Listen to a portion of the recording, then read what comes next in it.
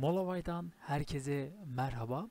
Sony Vegas Pro ile videolarınıza giriş efekti nasıl yaparsınız onu göstereceğim.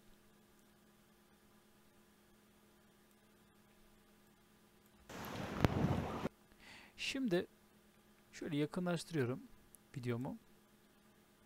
Şimdi bu kısma şöyle geliyorum ve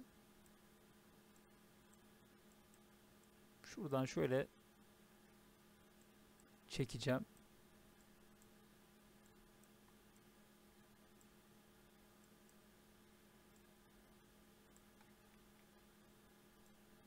Evet. Fazla büyüttüğümüz için göremedik. Şimdi bu kısmı şöyle yaptığım zaman videonun başı karanlık olacak ve yavaşça aydınlık olmaya başlayacak. Bir çalıştıralım. Gördüğünüz gibi.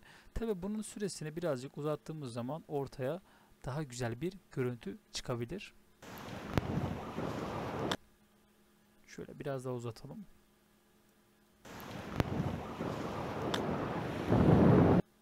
Evet. Şimdi videonun son kısmına geleceğim. Yani bitiş kısmına. Aynı işlemi ona da yapacağım.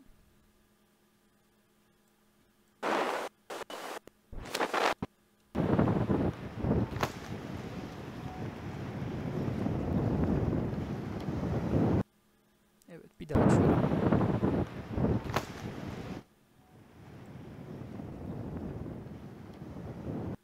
Evet, gördüğünüz gibi işlemimiz bu kadardı. Bu şekilde videolarınıza giriş efekti verebilirsiniz. Kendinize iyi bakın.